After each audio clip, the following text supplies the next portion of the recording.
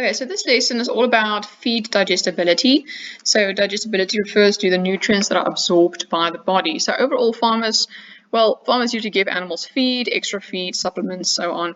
But what is the point if the animal is not actually absorbing and taking in the nutrients that it is eating? So the feed digestibility is all about for the farmer to figure out that whatever he's giving the animal, is the animal actually taking it in, and is it worth his while? Is he losing money, or is it actually money well spent for him to spend extra money on extra feed, supplements, and so on?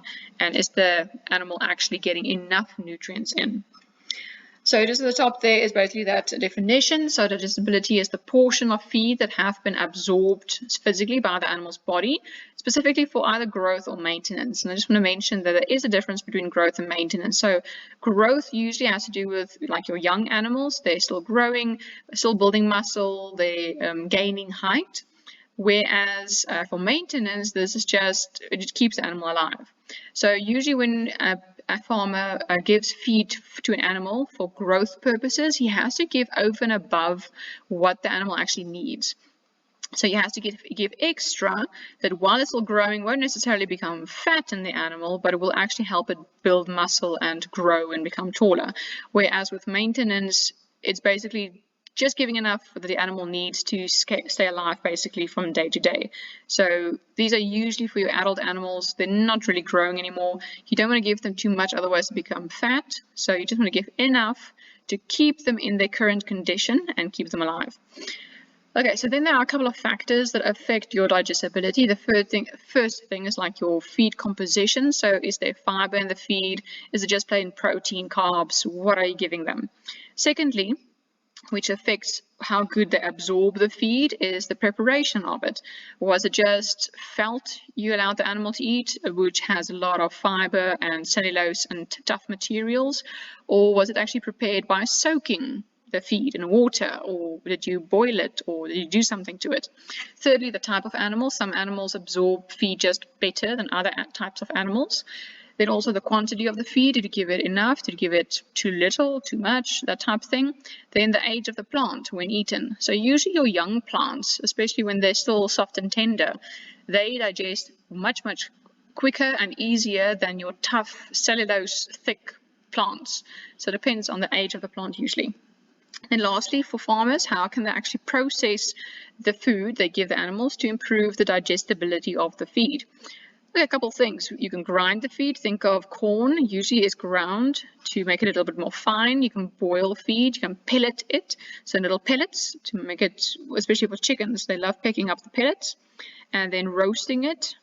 Probably usually with roasting, you break open the outside. Let's say it was for seeds or something. Roasting bursts open the outside husk of a seed, and then it's better or easier for the animals to get to the inside, which actually has all the nutrients. And then also crushing feed to make it maybe into a meal format or a flour format. Okay, so from here on, we're doing a couple or a lot of equations and mathematical things, so that we have to do a couple of calculations. That's the word I'm looking for. So the first thing is the digestibility coefficient. So this is a mathematical way of figuring out what you have given the animal and whether the feed actually went into the animal, whether the animal absorbed the feed. So the equation here is very important. They do not give the equation in the exam. You have to memorize this out of your head. So the equation here is dry food ingested, whatever the amount of kilograms you gave the animal, but it must be dry, minus the dry feed that was excreted in the manure, also in kilograms. Divide that with the dry food that was eaten and times it with 100. So the coefficient is going to be in a percentage. So here's an example, 6.2 kilograms crude protein. Don't worry about the fact that there's protein or fiber or whatever. The fact is we know the animal was given 6.2 kilograms of feed to eat. So it consumed it, and then 1.8 kilogram was eliminated in the feces. So put that just into your digestibility coefficient. It is 6.2 kilograms minus 1.8, because you don't want to know what it excreted. You want to know what it actually absorbed. So you have to minus what was eliminated out of the body. And you divide it by 6.2 kilograms, which is the total, times 100. And then you get 71% of the crude protein was actually digested. So what this means is that 71% of the crude protein the animal actually took in or ate was absorbed in the body. So this is actually a good thing. It's a good value. It's a higher value, much higher than 50%. If that percentage was something like 20%, it is a reason for the farmer to panic, because that means everything, mostly 80%, was excreted out of the body with the manure. So the fact is the farmer would be losing money.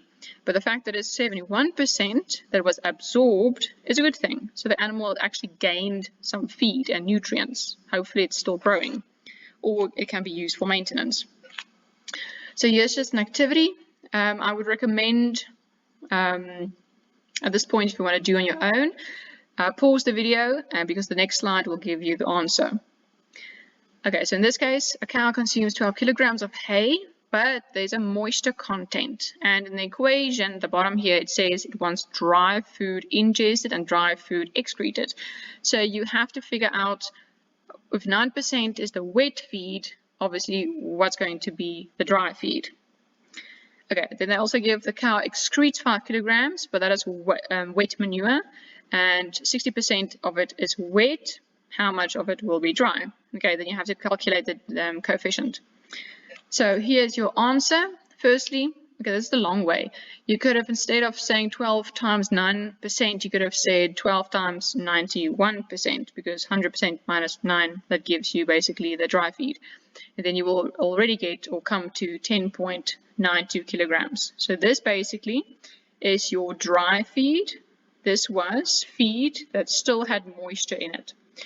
Okay, then for the manure, the same thing. You could either use 60% or 40. If you said 5 times 40, you would have come to 2 kilograms. So then you just have to substitute all the dry stuff in.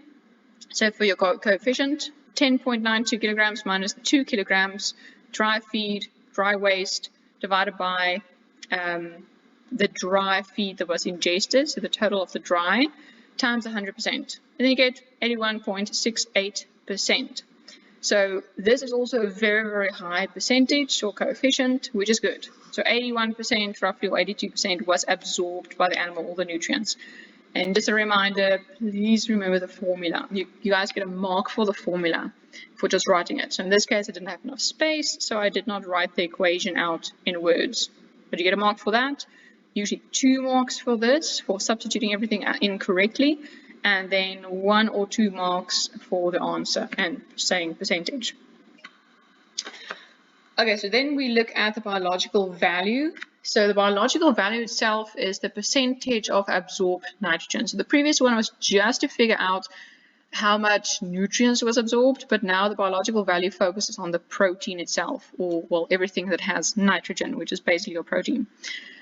So I just want to mention that the BV value, or the BV, usually ranges between 0 and 100. So meaning there is 0 amounts of nitrogen in a feed, or there is 100%, technically, percent in the feed. So the ideal protein then would be 100. So the highest, the better. So here I just want to digress and go to this side of this table. Here we can see that whey protein, a whole egg, is very, very high. So it's 94, 96. Usually they say an egg has a value of 100. Like here, the protein content of feed is usually compared to the BV of an egg, which they say is 100. Technically, it's not 100, but since it's so high in the 90s, usually scientists and so on assume it's 100. Okay, so things like a milk, egg protein, whey protein is like protein flour, or basically a protein, is very, very high. So all the BV value, basically what it does is it compares any food type the farmer wants to give to its animals. It compares its nitrogen content with the nitrogen content of an egg, because an egg almost has 100. So that's your ideal protein you want to give, or the ideal food source. So on this chart, you can see that things like milk, cheese, chicken, fish, beef, and I hope you guys realize that these actually are your animal feedstuffs or animal products. They have a high BV value, so a lot of nitrogen, a lot of protein. But plant-based things like beans, oats, rice, corn, beans has exceptionally lower amounts of nitrogen. So point being here, when farmers have to give or supplement their feeds to their animals, and they want the animals to gain more protein, they have to give animal-based protein. or food sources to the animals. Then they get a lot of nitrogen in. So proteins from animals have higher BV than that from plants, just said. And lastly, what is basically the purpose of the BV? It helps the farmer to determine the diet of the animal. So again, they want to make sure that whatever the animal is eating has enough protein in. And the farmer can figure out the diet and figure out whether the animal needs extra nutrients or extra supplementation. Then secondly, feeding standard of the animal. So again, it actually goes with the first bullet to figure out whether the animal is eating or what it's supposed to be eating, getting in the right nutrients it needs for either maintaining the animal or for the animal to still grow. And then last, it also helps the farmer for ration formulation. Basically, all three of these bullets have to do with the same thing. The farmer has to figure out whether he needs to supplement. Can he just give the animal roughage, which is basically them eating off the felt? Or is it needed to give them extra concentrates, which could be like molasses, which has more sugar in it? Does he have to give more carbs or anything else? More vitamins? Is there a deficiency somewhere? So that has to do with that. Okay, then I just quickly want to mention the energy value of feed. So in this case, the energy value or energy is measured in calorie or joules. Usually in our case, we measure it in joule. And this entire equation goes about figuring out whether the animal has gained enough energy. The first one was about nutrients in general. The second one we just mentioned was about the protein content. And just by the way, with the protein content, they usually ask short questions. There wasn't really a calculation to do. But in this case, with the energy, to see whether the animal has gained enough energy, there is a calculation. So overall, when an animal gets feed, we talk about the initial energy they get in as the gross energy. Then at a stage, while metabolism is happening inside the animal's body and so on, some energy that the animal has absorbed goes out the body with the feces. So when you have the gross energy and you minus the energy that was lost through the feces, it is called the digestible energy. So to get the digestible energy, you say the total energy, which is the gross energy, minus fecal energy. Simple enough. So that's how you get the DE. And they usually use GEDEMENE. So you have to memorize the shortened version. So you don't have to say gross energy every time or digestible energy every time. You can use the shortened way of saying it. Then when you have your digestible energy, some energy will also be lost through the urine of the animal and gases through of the animal. So meaning some after, especially for a cow, after the microbes have digested or helped them digest cellulose and lignin and all these tough plant materials in their stomachs, they emit methane gas out their bodies. So it also releases heat into the atmosphere. So that gives us, when you've eliminated these two heat sources, you get, they talk about metabolizable energy, but a better word would be metabolic energy, a little bit shorter. So the ME, metabolic energy. So to get the ME, you have to get the DE. So you work from here. We already subtracted the fecal energy. So then you say DE minus the urine energy and the gas energy. That gives you the ME, metabolic energy. So I just want to mention sometimes they either ask you, they give you the gross energy and they just ask you to get the net energy. So then you just simply minus all these things together, do one equation. But sometimes they ask you to figure out the DE first and then to separately do the ME afterwards, something like that. So that's why there are basically three equations here at the side.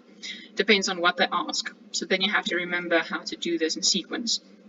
So after you've got the ME, then also energy will be lost through the skin of the animal, through heat energy. So meaning they respire or they sweat and so on, they lose heat through their skins. So then after that, if that is gone, you get net energy. So this is what the animal is left with at the end. So this is actually what they absorb or what they keep at the end. So the NE is then your ME minus heat energy. Okay, so here's an activity. Again, I recommend pause here, read through, and then see if you can find the answer. Answer is on the next slide. So just shortly, they ask you to calculate the net energy. So this one is all the equations in one, that a cow will consume from feed of 100 kilojoules energy. That's your gross energy. Then 30% of the energy of the 100 is lost as feces, 8% is lost as gas, 5% lost as urine, and 30% lost as heat.